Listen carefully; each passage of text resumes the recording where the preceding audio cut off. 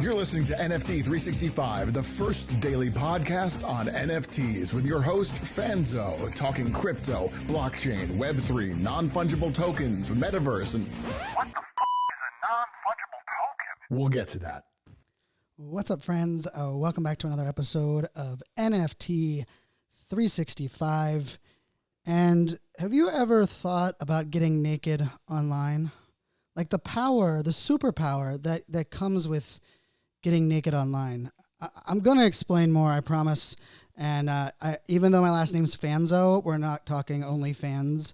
But that branding does work pretty well. Before we get into the topic and everything here for the episode, we of course are going to talk a little bit about our amazing sponsor, and our sponsor is the Crypto Business Conference. Crypto Business Conference is for those that are looking to level up on Web3, NFTs, metaverse, crypto creator coins, and all of those things. We'll talk a little bit more about them at the end of the podcast. And I do want to throw back. Our throwback is actually all the way till yesterday. And for most of you know that we've minted an NFT on at least 15 blockchains, different different blockchain, different cryptocurrencies, different marketplaces. Like the amount of marketplaces is kind of getting over the top. But I can tell you, I'm starting to really like the crypto.com marketplace. And yesterday's mint, or actually today's mint, or yesterday's mint, one of the two, depending on when we're listening to this, I actually minted the Neon Heritage. And Neon Heritage is actually a photographer. His name is Sean Foley in Australia. Shout out to our Aussie listeners. We have a strong Aussie base. I see your downloads, my friends down under, and you might be riding a kangaroo while you're listening, but I appreciate you down there, down under, listening to the podcast. But Sean Foley is an Australian street photographer based in Hong Kong. And take some really cool neon, photos, and I really like the art, and the way they do like their perks for those that mint. I'm really just liking the whole crypto.com. Like I can see everything about the founder of the project. I can see what's the utility. It links to all of their portfolios. There was even a link to the video from the photographers. I thought this was a really cool collection. It also worked really well because for those that are watching us on the YouTubes, we record a podcast episode each and every day on YouTube as well. We actually added a new, something new to our background, and it might have something to do with neon. So if you're listening just in your ear holes, you have to go check it out. Jump over to our YouTube channel, and we actually have a new YouTube channel. So shout out to we're moving all of our videos to a dedicated YouTube channel to make it easier for everyone to search and discover the content. So we will get you linked up on that, and we also have a master class that is coming up, and I wanted to give that a quick shout out. We're doing 3 different classes, virtual events.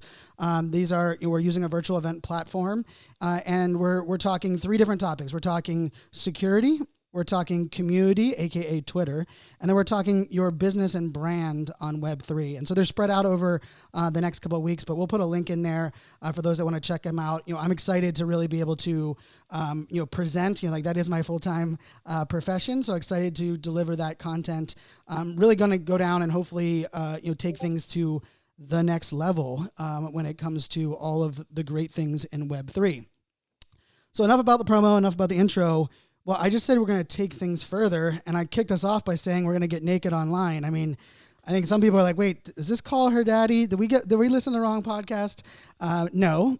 But I actually think, one of the beauties of Web3, of decentralization, is this idea of being naked online. And let me qualify that before I lose you guys from listening, and is that it's about transparency.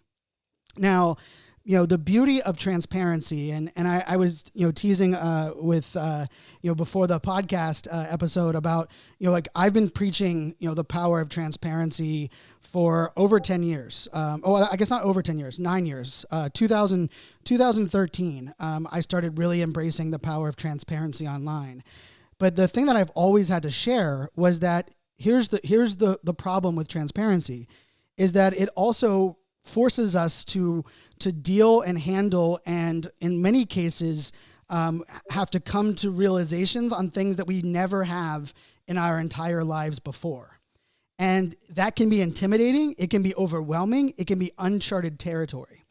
And I'm a big believer in transparency is, got to give a shout out to my boy, Bill Murray. Bill Murray is actually doing a drop later this month on crypto.com. Crypto.com is not a sponsor. If they want to, they can hit us up. But Bill Murray is doing a drop there. And I love the Bill Murray, What About Bob?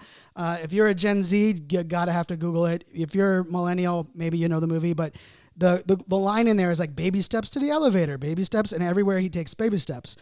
And so when I tell people, I've helped some massive authors, executives, actually even some people in different industries, from athletes to adult industry, that I've helped them build their personal brand and be more, vulnerable and open online. But the thing I always say is we have to take baby steps, because it can be not only overwhelming, but it can be overwhelming for you, the person that's being transparent, but it also can be overwhelming for your audience, because they're like, hey, I haven't seen that side of you. And then the interesting thing, you're like, Brian, what the hell does this have to do with Web3? I'm curious, how many of you have your bank account public with how much money you have in your account? If you do, you can hit me up on Twitter. Just show me how much money you have in the bank. And I know everyone's like, yeah, right. Never going to happen. Well, in this world, the blockchain doesn't lie. Hashtag blockchain doesn't lie, or don't lie. I don't know. I like both of those. But the blockchain doesn't lie, where the fact is we can see where things are coming, where things are going. And if everyone heard in the news, and I know for some maybe it was a little bit confusing, but the Tornado Cash was just banned in the United States. Now, the decentralized maxis are like, this is ridiculous. It's decentralized. No one should be able to ban anything. The haters of decentralized are like, see, crypto is just for money launderers, and that's what Tornado Cash was for. Now, in the middle of this is that it is a little sticky area, but what Tornado Cash was mainly being used for, and we have to be honest with ourselves, is that people were using it to hide where crypto was coming and where it was going. Because what you would do is you would send your crypto there, and it would come out the back end on a different contract. Therefore, it would not connect the crypto hash of transfers from the original one. So it allowed people to launder money or, tornado, mix up the crypto, and the United States just cracked down on it. Now, I will tell you, I've said this, and I will say this over and over again. These crackdowns are great for bringing businesses and brands into our space. And for anyone that right now is tired of trading money with each other, because that's what we're doing right now. Most of us are just literally buying NFTs from each other. And then we're trying to flip them. We're like, why is nobody buying? Because we're all trying to sell. Then we're all trying to mint. But if we want more like liquidity, we want more, let's just say real money to get in, right? Like some money that is, that can really make an impact. These type of sanctions where we're now putting some like a little bit of like, I've tried to get out the gray area, right? Like kind of like the gray muddy area is that spot where you have to fix. But with that being said, Tornado Cash was one of the ones that, so personally, I used it twice, both because I wanted to be able to talk about it. And I'm someone that if I'm not using it, it's sure as hell hard for me to explain it. And so it did work. It worked very seamlessly. Like I'm talking super easy in and out. But much like any of these type of third, I won't even say they're third party, like fourth party platforms. You just have to be careful and where all of that's going, because it's definitely very unregulated. But, part of that existed was because people would, rather than sending money straight from my, Coinbase or my crypto.com account or my FTX account, I could send it to Tornado Cash and then send it to my wallet. And if you were tracking it back, you couldn't actually see which exchange I was using, right? So you wouldn't be able to track back, some of the funds and things that, that we are using. And so the reason that I bring that up is, transparency, I believe, is part of what the burnout and the overwhelm is happening for a lot of founders. And then the flip side of this, it is also very intimidating for influencers and those that have wallets that are very public. I know many of you that listen, and I've been okay with this since day one. Many of you that listen, you track my wallet, right? Fanzo.eth is one of the 9 wallets that I have on ETH. And for me, that's totally fine. I have no problem, being open with that. But I will tell you, here's the funny thing about that. I'm just going to be very, very vulnerable, and I'll get naked with you real quick, because this is where the transparency and vulnerability show up, is that there are some times where I'm like, oh man, people are going to see me sell that for a loss. And in some cases, I've decided not to sell something or put something out, even though I needed the liquidity, because I knew that vulnerability of like, and it's not like I'm trying to pull one over on people, but I'm like, man, they're going to see I bought that at 1.4 ETH. I just sold it for 4.9 ETH. I almost took a 1 ETH of $5,000, or not, ETH is not 5,000 anymore. I took like a $2,000, bath. And I say that because, transparency, giving people access. And before we go any further, I want to level set. And this is something I talk about on stages. I think this is actually something that, if you listen to me, if you follow me, I'm very open and honest. I let people in. But the thing about transparency and oversharing are not the same thing. Transparency, all transparency does is it gives people a window, an authentic window in to decide if you're trustworthy and to see your vulnerabilities, your bad side, your what underwear you're wearing, whatever, it's that window in. But it does not guarantee trust, right? If you are a slimy slime ball and you've moved out of the country to, hide your past and you are transparent, I just get to determine that you're a slimy slime ball faster. And so transparency for those that are shady, those that are up to no good, is a very scary alternative. Now, I will also say on the flip side of this, I also understand that, it can be a slippery slope, because what is regulated today might be differently regulated in the future, and you don't know how that's going to kind of work, right? It's like, I don't like the whole adage of don't plead the fifth on the stand if you got nothing to hide. Well, pleading the fifth actually is, it's a fundamental right here in the United States for us not to have to answer certain questions where we feel like we don't want to answer the question, or we might, get ourselves in additional trouble. And for me, there's that weird gray line, right? Because when someone says they're going to plead the fifth, do we assume that they are hiding something? Or are they just not comfortable with that being on record? Or are they know that it might be twisted and taken somewhere else? And for someone that, that has recently gone through a divorce, I can tell you a lot of those things kind of come into play, right? Figuring out it's not as much I'm worried about what I'm sharing. I'm worried how that's going to be used against me or for me. And so I say all of that because I am a huge believer in transparency. I believe if you want to build trust at scale, if you want to not get overwhelmed, the more transparent you can be online, the more freedom you will have. Let me say that again. The more transparent you can be online, the more freedom you will have to be yourself. And I will tell you, the easiest thing to do in the world is being ourselves. If anyone has seen that TV show Catfish, and for those that haven't seen it, it was an MTV show. What they were doing is they were pretending to be someone that was going to go, going on a date or cheating, or they were pretending that they were someone that they were not, right? It was a guy pretending to be a girl, and they were catfishing them, right? Sending them, fake pictures. There was a famous Notre Dame linebacker, Ty Mateo. I'm a big Notre Dame fan, and he got catfished where he was talking to someone online that. He wanted to get engaged to this woman that he was talking to online, and had multiple phone calls with her, and turned out it wasn't her. It was an ex-friend of his playing a prank on him. And I say that because the amount of work that goes in to being someone that you are not online is overwhelming and tiring. And I say that because if you're like, man, it's so stressful to post on Instagram or get in the Discord or go on Twitter. I believe a lot of that stress comes in the fact of we are trying to put on something online that isn't actually 100% us, right? We're trying to portray either wow, hey, I'm a degen, but maybe I'm really not. Or, hey, I got plenty of crypto, but we know, those type of things. But where this all kind of comes into play here is I feel for a lot of founders and a lot of people, and I've shared this before, and I will not ever disclose their names, but I've had 3 founders that are in 3 big projects that I hold, that have got on Zoom calls with me over the last year and broke down crying, broke down extremely emotional. And I will just say, this is a side caveat. It's okay for men to cry. I am a crier. I got emotional last night watching a really interesting new documentary on Netflix. And actually, it's a friend, the lawyer that was on the show is actually someone I follow on Twitter and engage with. But the name of the Netflix documentary is I Killed My Dad. and you'll have to go watch it because it's really, really, really good.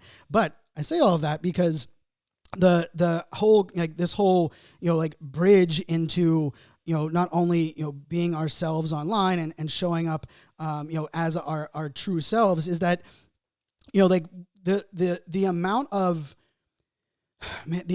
things that all of a sudden are thrown in our face that we've never had to deal with before can be extremely overwhelming. And I'm going to give an example that's not tied to Web3, just for everyone that, like, for anyone that's ever, maybe some people that are listening have never posted, about politics or religion or about a movement. But, here in the United States, the murder of George Floyd was one that I believe, turned a lot of people, and including myself, realizing that, I not only need to take a stand, but I need to use my voice. But the truth is, if you are talking about something, you're sharing about something, you're letting people in for another part of you. If you've never done that before, here's the scary part. You're not used to handling what people are going to say or do. So if you're an NFT founder and you've never had to have your books public with your team, and all of a sudden people are like, "Hey, why'd you take that money out of your wallet? Like it's the funds are in the community wallet. I saw you transferred it out to your exchange. What are you doing?" Right? And all of a sudden it's like, why is there this pressure? I have to pay my bills. Like, of course I have to take it out, right? So there's this transparency that lives in Web3, from decentralization, from the fact people can see where we move things, where we buy things. I for one, I really, really love what it can enable, long term.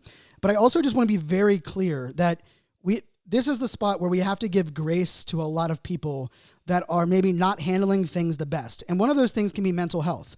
I know that it's become a little bit, and I don't even want to say this because I don't like going that. There's a lot more people talking about mental health in Web3, and I think that's an amazing thing.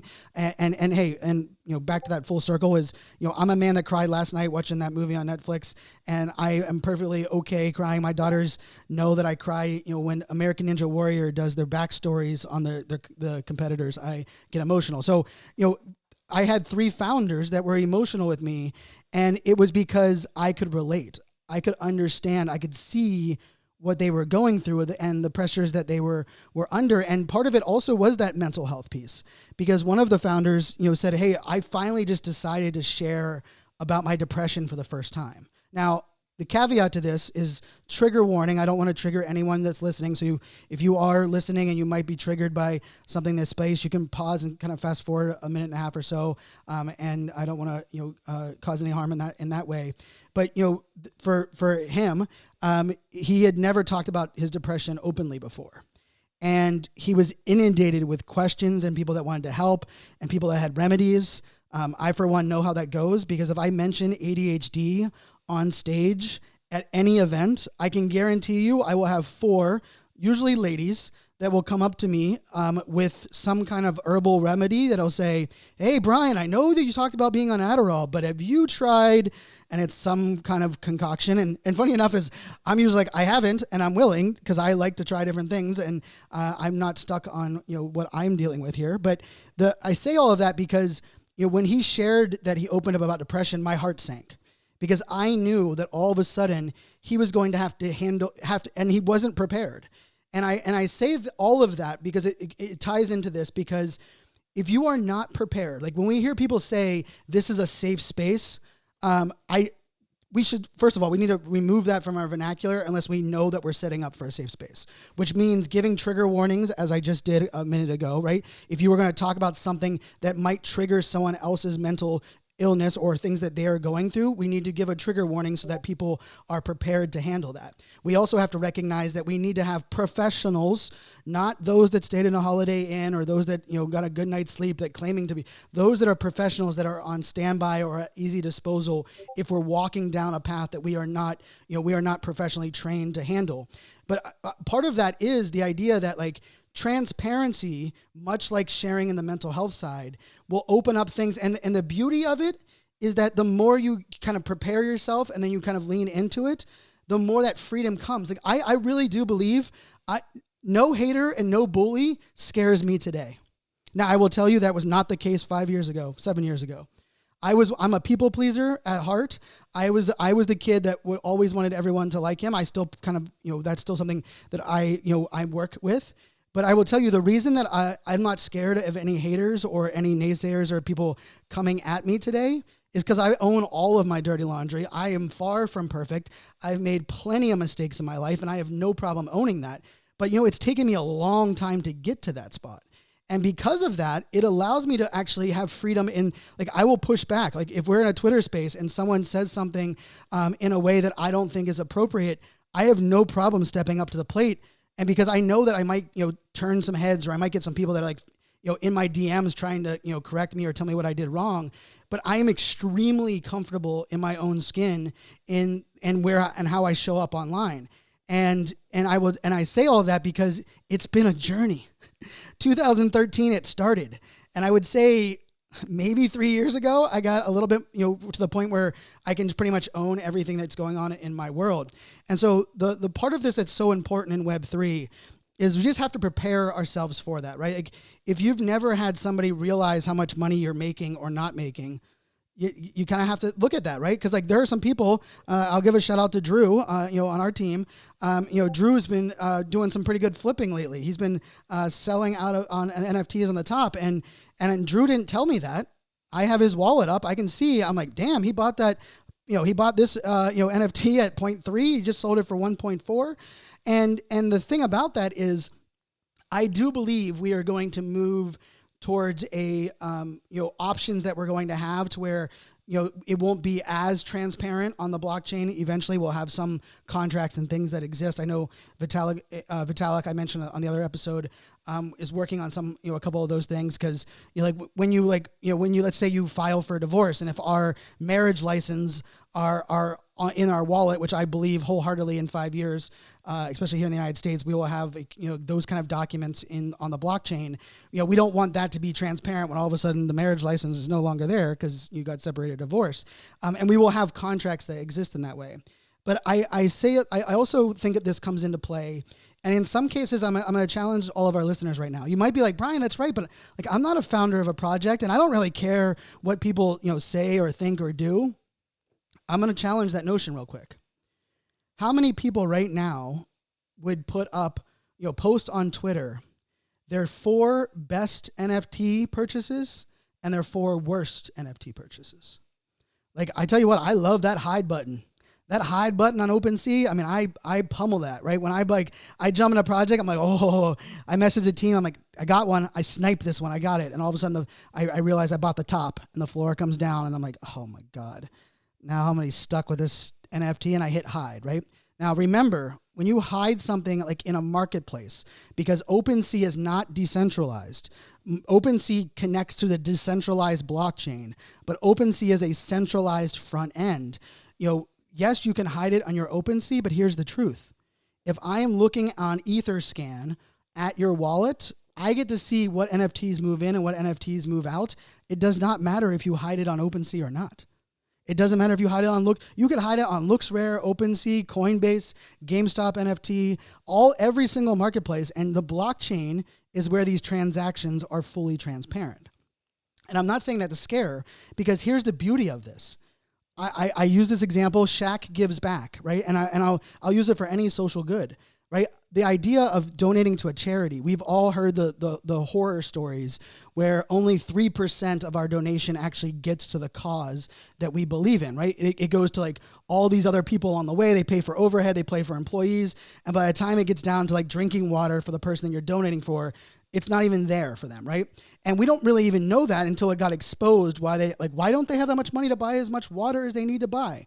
And for anyone who doesn't know the whole water story, there's a great book, and one of my favorite keynote speakers talks on that whole piece and how that was exposed, and he created a whole ecosystem. But the piece of that I love about the blockchain is, if you are setting up a social good campaign and you say 20% of our revenue will go to this charity, and this is that charity's wallet, guess what you can do? You can have it automatically set up in your contract that 20% automatically gets sent to that wallet. And now I don't have to be like, do I trust them enough to donate? Because here's the truth. If you're not doing it on the blockchain, I might not trust you. right? Where we're at right now, if it's not happening on the blockchain, if you tell me, Brian, I'm taking that money to my bank account and then I'm doing the 20% and then I'm sending it to the charity, red flag. And if on top of that you're not doxed, you're using a pseudo name, I've had enough on that conversation now, right? So the flip side of this, and I'll tie it back into that, even that idea of not being doxed. This is why for some projects, I'm okay with some of the people that are not doxed, which means they have not exposed their identity. And the reason I've been okay with them in the past is, guess what I do? I go through their Twitter account, not the last 3 months, not the last 6 months. I go back in advanced search on Twitter. There's some alpha for you. Advanced search on Twitter is one of the greatest tools that ever existed, and pretty much nobody uses it. But if you're on Twitter, you just click a little settings button at the end of the search bar, and it'll pop up and say advanced search. You can pick the year. You can pick the words you want to search, the words you want to omit, the people you want them, just the people you follow, just this person. It is pretty amazing. But I like to go back into people's Twitter feeds long before they think people are looking. I also go and look at the founder's wallet and I say, okay, are they being shady? Are they doing a lot of like bot trades? Like, what are they doing? What are their transfers? What are their activity tab? And Delphi Cat, there's an activity tab on OpenSea, just FYI. That's a little inside joke because I live on that activity tab there in the marketplace. And she knew where it was, but she told me she didn't know where it was, and it was like a whole fun little conversation there. But with all of that kind of, the idea that I don't know this person's name. I don't know their background. I only know that, whatever their Twitter handle is. I can go back and look at what they started sharing at the beginning of their Twitter account. I can go look at their wallet and their transactions and track things down and be like, ooh, they preach about they don't want flipping and they preach about supporting women-led projects, yet I don't see a women-led project in their bag, and all I do is see them pumping and dumping. Well, guess what? I can determine, that transparency, right, gives me that window to determine if you are trustworthy.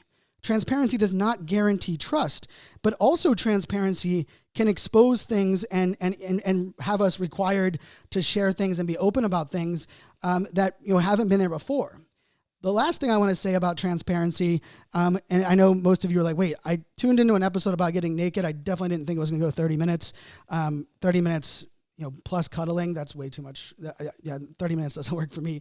But with that being said, I wanted to kind of wrap it into that end part of this, right? Where, I mentioned about like the person being doxxed, and then of course the transparency of your wallet. But here's what transparency also does.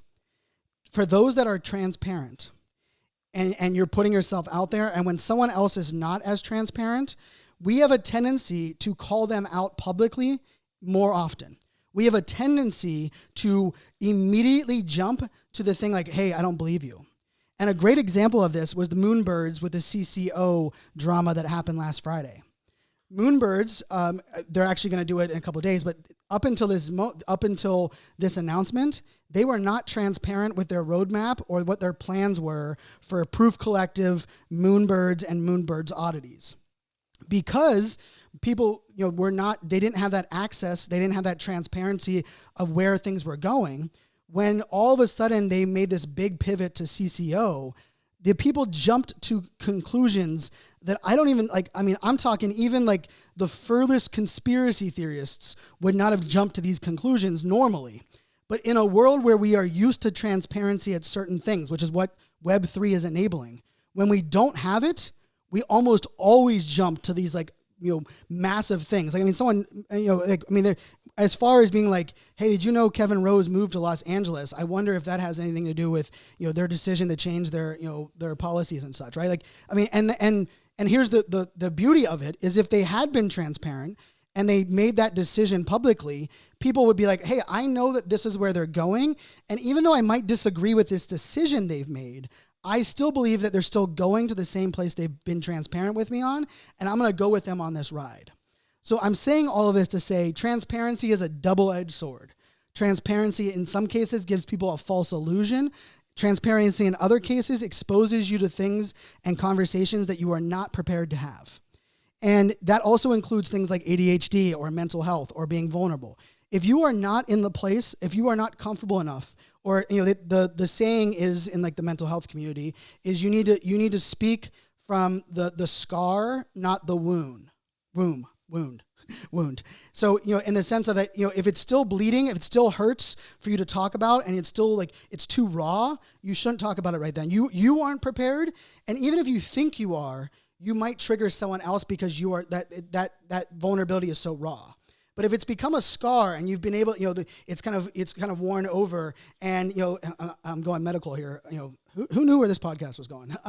But the idea that it's from a scar. Well, now you're like, hey, I'm used to it. Like I have a scar on my forehead. I was 4 years old. I stepped on a soccer ball and planted my face in a gravel driveway, and my mom, unfortunately was home without a car, and we didn't get stitches, and so I have a scar, and I can speak about that scar because it's something that's in the past, and I'm over it, and it's something we're moving on from. And so the reason I say that is when I hear people say like, hey, this is a safe room, anyone can share their journey. Just know that determining what your level of comfort and of transparency is only your decision in those cases.